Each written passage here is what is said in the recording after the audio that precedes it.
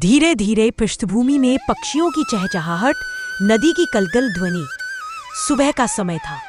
गंगा किनारे बसे छोटे से भारतीय गांव में सुनहरी किरणें फैल चुकी थी। हवा में ठंडी मिठास थी। पक्षी आसमान में उड़ रहे थे और गांव के लोग अपने दिन की शुरुआत कर रहे थे। हल्का सा संगीत। वहां एक मिट्टी की झोपड़ी थी, छोटी सी, जिसके ऊपर से धुएं की पतली लकीर उठ रही थी। झोपड़ी के आसपास सुबह की रोशनी एक अलग ही सुकून दे रही थी। थोड़ा भावपूर्ण स्वर। झोपड़ी के पास एक युवक लकड़ियां काट रहा था। वही था अढ़ैया। गरीब था पर उसके चेहरे पर एक अनोखी मुस्कान थी, जैसे जीवन से कोई शिकायत ही न हो। उसके माथे पर पसीना था पर दिल में उम्मीद की ज्योति जल रही थी। नदी की हल्की आवाज फिर सुनाई देती है। पास ही गायें नदी के किनारे घास चर रही थी। गंगा का जल इतना शांत था कि उसमें पूरा आकाश झिलमिला रहा था, धीरे कोमल स्वर में। और तभी अढ़ैया के चेहरे पर ठहर जाता है। उसकी आंखों में कुछ दिव्यता सी चमकती है, जैसे भगवान स्वयं उसके भीतर वास करते हों। वो आसमान की ओर देखता है और धीमे से मुस्कुराता है। हल्की बांसुरी की धुन, पंछियों की आवाजें। घने जंगलों के बीच एक प्राचीन आश्रम बसा था। आश्रम के आंगन में तुलसी के पौधे लहराते थे और हवा में शांति घुली हुई थी। ऐसा लगता था मानो समय यहां रुक गया हो। थोड़ा गहराई वाला शांत स्वर। आश्रम के द्वार पर एक वृद्ध संत ध्यान में लीन थे। उनकी आंखें बंद थीं, पर चेहरे पर दिव्यता झलक रही थी। पेड़ों पर बैठे पंछी भी जैसे उस ध्यान में सहभागी बन गए थे। हल्की हवा की सरसराहट। उधर दूर से अरैया नंगे पांव धूल भरी पगडंडी पर चलता हुआ आ रहा था। उसकी आंखों में आशा थी कि शायद यहां उसे कोई सहारा मिलेगा। उसके कदम थके हुए थे पर मन में श्रद्धा थी। धीरे धीरे स्वर में परिवर्तन, जैसे दृश्य बदल रहा हो। संत ने अपनी आंखें खोली और अरैया की ओर देखा। उनकी दृष्टि में करुणा थी, जैसे किसी पिता की निगाहें हों अपने खोए हुए पुत्र पर। सूरज की हल्की किरणें दोनों पर पड़ रही थी और दृश्य अत्यंत दिव्य हो उठा। हल्का संगीत, वृक्षों के नीचे का वातावरण। दोनों पीपल के विशाल पेड़ के नीचे बैठ गए। अरैया ने अपने जीवन की व्यथा बताई और संत मुस्कुराते हुए बोले, बेटा, उपवास केवल भूखा रहना नहीं है, ये मन को शुद्ध करने का साधन है। अढ़ैया भोलेपन से बोला, पर बाबा जी, अगर भूख लगी तो क्या करूं? संत हंस पड़े, तब भगवान को याद करना बेटा, वही पेट भी भर देंगे। धीरे धीरे पृष्ठभूमि में चूल्हे की हल्की चट चट आवाज, बांसुरी की मृदु धुन। आश्रम के आंगन में मिट्टी का चूल्हा जल रहा था। धुएं की पतली लहरें हवा में उठ रही थी और संत जी पास ही बैठे अढ़ैया को समझा रहे थे, गंभीर, शांत। बेटा, एकादशी व्रत सिर्फ खाने से परहेज नहीं है, ये अपने मन को भगवान के करीब लाने का साधन है। अढ़ैया दोनों हाथ जोड़कर श्रद्धा से सुन रहा था। उसके चेहरे पर भक्ति और जिज्ञासा दोनों झलक रही थी। ध्यान से आत्मसात कर रहा था। धीरे स्वर में बदलाव। संत ने सामने रखे अनाज की ओर इशारा किया। देख बेटा, इस दिन चावल, गेहूं और नमक नहीं खाना चाहिए। सिर्फ फल, दूध और भक्ति ही इस दिन का आहार है। हल्की हवा की आवाज, जंगल की चिड़ियों की चहचहाहट सुनाई दे रही है। अढ़ैया आज आश्रम से दूर जंगल की ओर चला आया। उसके हाथों में कुछ बर्तन, थोड़ा आटा और दिल में सिर्फ एक ही भावना, आज मैं ठाकुर जी को अपने हाथों से भोजन बनाऊंगा। धीरे से पत्तों के सरसराने की आवाज। वो पेड़ों के नीचे झुककर सूखी लकड़ियां बटोरने लगा। सूरज की किरणें पेड़ों के बीच से छनकर उस पर पड़ रही थी, जैसे स्वयं भगवान उस पर आशीर्वाद बरसा रहे हो। पास ही बहती थी शांत सरिता।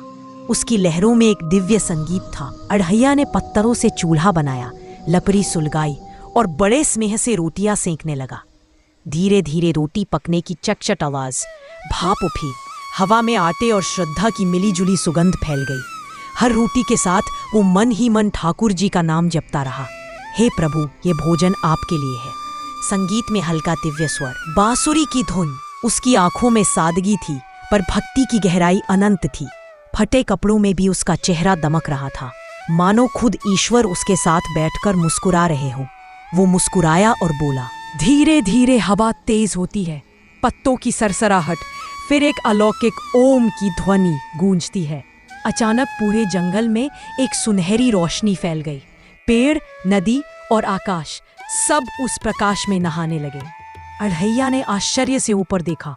उसकी आंखों में विस्मय और भक्ति के आंसू झिलमिलाने लगे। हल्की दिव्य धुन, राम नाम की पृष्ठभूमि में वह क्या देखता है? उस सुनहरी किरणों के बीच से स्वयं प्रभु श्री राम प्रकट हुए, धनुष हाथ में, मृदु मुस्कान चेहरे पर और नेत्रों में अनंत करुणा। धीरे स्वर भावुक बनता है। अढ़ैया कांपते हुए उठ खड़ा हुआ। उसकी जुबान से शब्द नहीं निकल रहे थे, सिर्फ आंखों से बहते आंसुओं ने उसकी भक्ति का परिचय दिया। मंद बांसुरी और शंख की ध्वनि। भगवान श्री राम ने आगे बढ़कर अपना दाहिना हाथ उठाया और अढ़ैया के सिर पर आशीर्वाद रखा। एक क्षण में उसका सारा दुख, भूख और अकेलापन मिट गया। जंगल का हर पेड़, हर पत्ता, हर हवा की लहर जैसे कह रही थी, देखो, भक्ति व्यर्थ नहीं जाती। सच्चे प्रेम से बुलाने पर भगवान स्वयं उतर आते हैं। जंगल के उस शांत कोने में अब दिव्यता का समंदर बह रहा था। अढ़ैया मिट्टी की पत्तल में प्रेम से भोजन सजा रहा था। गरम रोटियां, दाल की खुशबू और मन में केवल एक भावना, यह मेरे ठाकुर जी के लिए है। धीरे धीरे संगीत में गर्माहट। भगवान श्री राम स्वयं भूमि पर विराजमान हुए। उनके चेहरे पर मृदु मुस्कान और तेजस्वी आभा थी। अढ़ैया ने कांपते हाथों से थाली उनके आगे रखी और बोला, हे प्रभु, ये गरीब की रसोई है, कृपा करके स्वीकार करें। राम मुस्कुराए। उन्होंने पहला कौर लिया और जैसे ही स्वाद लिया, सारा वन स्वर्णिम प्रकाश से भर गया। पक्षी वृक्षों पर बैठे देख रहे थे, मानो वे भी उस अद्भुत क्षण के साक्षी बन गए हों। धीरे स्वर भावुक अढ़ैया में खड़ा था। उसके चेहरे पर आंसू थे, लेकिन वो आंसू खुशी के थे। उसने कहा, प्रभु, अब जीवन धन्य हो गया। धीरे स्वेड आउट होता हुआ संगीत, घंटियां और शांत हवा की ध्वनि। सूरज ढल रहा था। जंगल सुनहरी रोशनी में नहाया हुआ था और उस वातावरण में बस एक ही भावना थी, भक्ति, प्रेम और ईश्वर। सूरज ढल चुका था। आसमान में नारंगी आभा फैली थी और अढ़ैया प्रसन्न मन से आश्रम की ओर लौट रहा था। उसके कदम हल्के थे, चेहरे पर मुस्कान और आंखों में एक दिव्य चमक थी। धीरे धीरे की हल्की आवाज। आश्रम के बाहर बाबा जी दीपक लिए खड़े थे। उन्होंने जैसे ही अढ़ैया को देखा, कहा, बेटा, इतनी देर कहाँ था तू? अढ़ैया ने उत्साह से कहा, बाबा जी, आज मेरे हाथों का भोजन किया, मुझसे बात की, आशीर्वाद दिया। बाबा जी चौंक गए। उनके चेहरे पर गंभीरता और उलझन दोनों थी। क्या कह रहा है तू अढ़ैया? भगवान स्वयं तेरे पास आए? धीरे स्वर शांत और भावुक होता है। अढ़ैया ने सिर झुकाया और बोला, हाँ बाबा जी, जैसे मैं आपको देख रहा हूं वैसे ही मैंने अपने ठाकुर को देखा। मंद बांसुरी की धुन और रात का माहौल। धीरे धीरे रात गहराने लगी। दोनों आश्रम के बाहर चांदनी में बैठ गए। बाबा जी कुछ सोच में डूबे थे और अढ़ैया के चेहरे पर अब भी प्रभु के दर्शन की रौनक थी। पृष्ठभूमि में सुबह की हल्की हवा, पत्तों की सरसराहट और मंद ओम रामाय नमः। फिर आई एक और एकादशी। आंचल में आटा, दाल और वही प्रेम भरा मन। उसके हाथों से मिट्टी की आंच पर रोटियां पक रही थी और होठों पर भक्ति का नाम, जय श्री राम। अचानक पूरे जंगल में एक सुनहरी रोशनी फैल गई। पेड़ों की पत्तियां जैसे झूम उठी और उस प्रकाश के बीच से प्रकट हुए भगवान श्री राम और माता सीता। अढ़ैया ने जैसे ही देखा, वो दंग रह गया। उसकी आंखों से आंसू बह निकले। वो भूमि पर गिर पड़ा, हाथ जोड़कर बोला, प्रभु, आज माता सीता के साथ दर्शन दिए, मेरा जीवन सफल हो गया। माता सीता मुस्कुराई। उन्होंने अढ़ैया के सिर पर हाथ रखा और आशीर्वाद दिया, बेटा, तुम्हारी भक्ति ने स्वयं भगवान को यहाँ खींच लिया। पूरा जंगल दिव्य आभा से जगमगाने लगा। पक्षी गा रहे थे। हवा में फूलों की खुशबू घुल गई थी। आज सिर्फ भोजन नहीं, भक्ति ने ईश्वर को फिर एक बार पृथ्वी पर उतार दिया था। बाबा जी को अब भी यकीन नहीं था। क्या सच में भगवान अढ़ैया के सामने प्रकट हुए थे? उन्होंने सोचा, आज मैं खुद जाकर देखूंगा। शाम ढल रही थी। बाबा जी चुपचाप जंगल की ओर बढ़े और एक बड़े पेड़ के पीछे छिप गए। उन्होंने देखा, अढ़ैया रोटी बना रहा था और सामने स्वयं भगवान श्री राम और माता सीता विराजमान थे। उनके चारों ओर स्वर्णिम प्रकाश फैला था और वातावरण में एक अलौकिक सुगंध बह रही थी। बाबा जी की आंखें फैल गईं। उनका हृदय कांप उठा। उन्होंने दोनों हाथ जोड़ लिए। हे प्रभु, मैं मूर्ख था, मैंने अपने भक्त को झूठा समझा।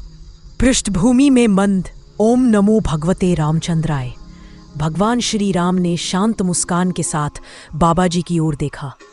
उनकी आंखों में कोई रोष नहीं था, सिर्फ प्रेम, करुणा और अनंत दया थी।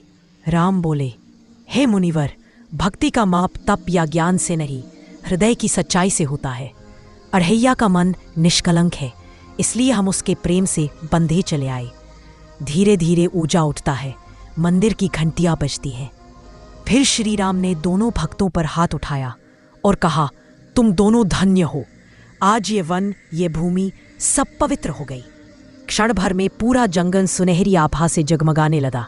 आकाश खुल गया और उसमें प्रकट हुए हनुमान जी, भगवान शिव और माता पार्वती। सारे देवता जैसे इस दृश्य के साक्षी बन गए। हवा में पुष्प बरसने लगे, पक्षी गा उठे, जय श्री राम, जय सीताराम। पूरा वन अब किसी स्वर्ग जैसा प्रतीत हो रहा था, जहां न द्वेष था न भ्रम, सिर्फ भक्ति, प्रेम और प्रभु की कृपा का प्रकाश। जय श्री राम, जय सीताराम। भगवान श्री राम धीरे धीरे आगे बढ़े। उनका चेहरा शांत था और आंखों में करुणा की गहराई। उन्होंने अड़ैया के सिर पर हाथ रखा और कहा, बेटा, तेरी भक्ति ने आज हमें भी विनम्र कर दिया है। तेरी सच्चाई, तेरी निष्ठा, यही सच्चा धर्म है। अड़ैया के शरीर में जैसे दिव्य ऊर्जा प्रवाहित हो गई। उसकी आंखों से आंसू बह निकले, चेहरे पर आनंद और भक्ति का मिश्रण था। बाबा जी भी अब रो रहे थे, लेकिन अब उन आंसुओं में कोई भ्रम नहीं, सिर्फ श्रद्धा और प्रेम था। वन के ऊपर पक्षी उड़ने लगे, आकाश में दिव्य प्रकाश फैल गया और दूर से मंदिर की घंटियां बज उठी। जय श्री राम, जय सीताराम। धीरे धीरे वन में फैली वह दिव्य आभा और भी उज्जवल होने लगी। भगवान श्री राम और माता सीता मुस्कुराए और सुनहरी प्रकाश की किरणों में विलीन हो गए, जैसे प्रकाश आसमान में समा रहा हो। अढ़ैया हाथ जोड़कर उस दिशा में देखता रहा। आंखों से आंसू बहते रहे, पर उसके चेहरे पर था असीम शांति और आनंद। उसने आकाश की ओर से प्रणाम किया। प्रभु, अब मुझे कुछ नहीं चाहिए, बस आपकी भक्ति मेरे हृदय में सदा बनी रहे। धीरे स्वर में शांति की ओर जाता है। पास ही बाबा जी ध्यान मग्न बैठे थे। उनके चेहरे पर गहरी मुस्कान थी, जैसे उन्होंने सत्य को पा लिया हो। धीरे धीरे सब शांत हो गया। हवा में दिव्य कण तैर रहे थे और गंगा की धारा पर सूर्य की किरणें नृत्य कर रही थी। इस प्रकार अढ़ैया की कथा बन गई भक्ति, प्रेम और मोक्ष का प्रतीक, जहां अंत नहीं, बस ईश्वर की उपस्थिति और शाश्वत शांति का अनुभव रह गया। अगली सुबह गांव में हलचल मच गई थी। हर कोई अढ़ैया के छोटे से झोपड़े के बाहर इकट्ठा था। किसी ने कहा, अरे सुना क्या, भगवान श्री राम खुद उसके सामने प्रकट हुए थे। दूसरा बोला, हाँ भाई, ये तो साक्षात भक्ति का चमत्कार है। अढ़ैया विनम्र होकर सबको अपनी कथा सुनाने लगा, कैसे उसने उपवास रखा, कैसे प्रभु उसके प्रेम से प्रसन्न होकर स्वयं भोजन ग्रहण करने आए। गांव वाले आंसू भरी आंखों से सुनते रहे। कई लोगों ने जोड़ लिए, जय श्री राम, जय अढ़ैया भक्ति की। बच्चे नाचने लगे और मंदिर से घंटियां बजने लगी। पूरा गांव आनंद और भक्ति से गूंज उठा। जय श्री राम, जय सीताराम। शाम का समय था। पूरा गांव मंदिर में एकत्र हुआ था। दीपकों की लौ हवा में लहरा रही थी और वातावरण में बस एक ही नाम गूंज रहा था, राम, सीता, राम। अढ़ैया अब वही गरीब नहीं रहा, वह अब पूरे गांव की भक्ति का प्रतीक बन चुका था। वह बैठा था ठाकुर जी के चरणों में, आंखें बंद और होठों पर भजन, भजो रे मन राम नाम सुखदाई। बाबा जी एक कोने में बैठे मुस्कुरा रहे थे।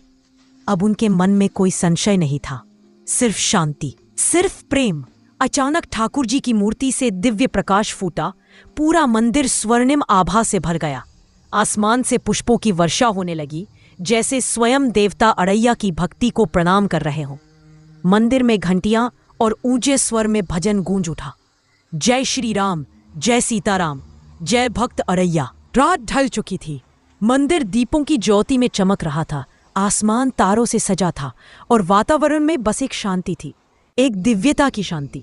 अढ़ैया और बाबा जी मंदिर से बाहर निकले। दोनों के चेहरे पर संतोष और भक्ति की आभा थी। धीरे धीरे वो क्षितिज की ओर बढ़े, जहां सूर्य की जगह अब स्वर्णिम प्रभा फैल रही थी। उसी प्रकाश में एक दिव्य आकृति उभर आई, श्री राम का आशीर्वादी स्वरूप, जैसे स्वयं भगवान कह रहे हों, सच्ची भक्ति वही है जहां कोई स्वार्थ नहीं। सच्ची भक्ति ही सबसे बड़ा धन है, क्योंकि जिसने भक्ति पा ली उसने स्वयं भगवान को पा लिया। आसमान में सुनहरी रेखाएं बनती हैं जो धीरे धीरे मिलकर बन जाती हैं। जय श्री राम।